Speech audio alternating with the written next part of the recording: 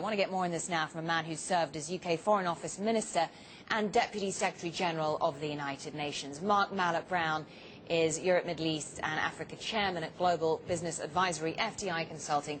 Joins me in the studio now. Good to see you again, Thanks. Mark. And I suppose the bottom line from the G20 is we have no crisis resolution strategy in place. Yeah, what a mess. It was a really kind of disappointing summit. I think it's probably not just the fault of the leaders involved. When you've got that many leaders in the room, you need a script, you need a little bit of pre-planning. You can't make it up on the spot. And make it up on the spot they had to, because the Greece crisis was exploding all around them, and they barely could pause from that before Italy also seemed on the brink. So, you know, they showed themselves unable to raise to the occasion.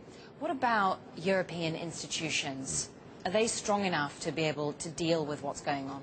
No, I mean, they've had a fail grade from all of this, because fundamentally a solution to the Greek crisis was always financially affordable for Europe.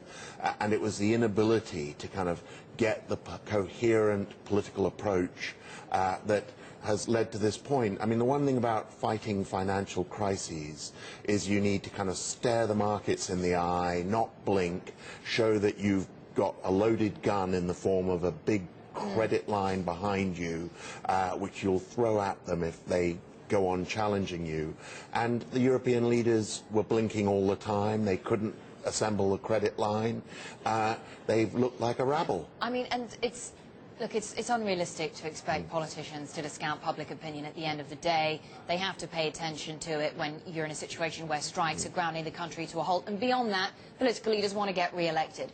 Is the ECB, the European Central Bank, perhaps the only institution that can deal with this crisis then as a lender of last resort? Yeah, I mean, it's really frankly been since the beginning, but for all sorts of reasons they had to try every other approach and have it fail before anybody would utter those words of turning to the ECB as a lender of last resort, and that's largely because of German sensitivities and anxieties around this. But on the public opinion point, you know, politicians did ignore public opinion for most of this crisis. They thought this was for financial elites and policy elites to sort out, and then the Greek public or the Italian public would have to swallow it.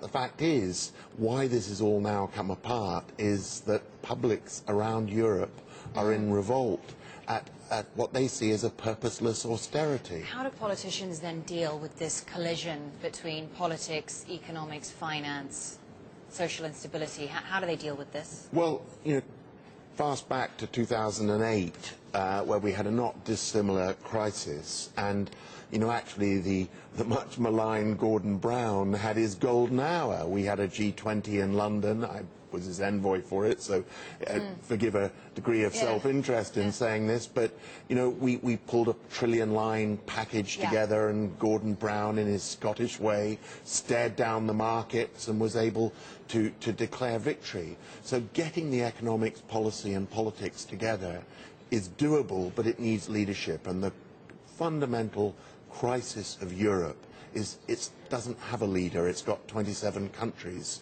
17 of them in the Eurozone. And yet at the same time we all know that it's all down to Germany and German Chancellor Angela Merkel. Well, she's got her hands full with politics back home.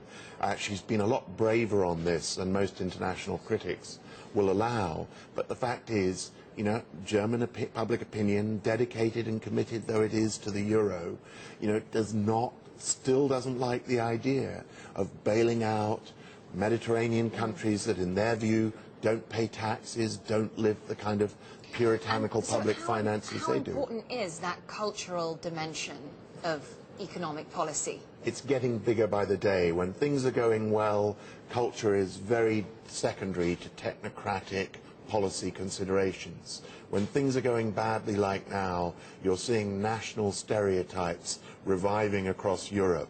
The Brits are throwing bricks at the Europe from the other side of the channel. The Greeks are not paying taxes. The Germans are worried about the solidity of the euro currency and behaving more and more like German bankers in the crisis. So, Mark, can Europe deal with this crisis on their own? Because the G20 should be the sort of forum that potentially comes up with a resolution strategy. That hasn't happened. Do other institutions need to play a bigger role, the IMF, the UN? Well, I think the IMF is going to end up, by hook or by crook, playing a bigger role at a minimum, giving the housekeeping good seal of approval to the management of austerity cuts in Italy and Greece. At a maximum, providing a supplementary fund. But that fund's size will be much smaller than the total needs now that we have Italy in the mix. And so, ultimately, most of the money is still going to come from European resources, probably, as you've suggested, via the ECB. But the IMF almost certainly will be in there to kind of be a sharer of the political pain and to kind of help apply the right kind of financial tourniquet to the wounds. Well, really interesting to get your thoughts, your analysis. Thank you so much for joining us on the programme, Mark Malloch-Brown, MEA Chairman at FTI Consulting.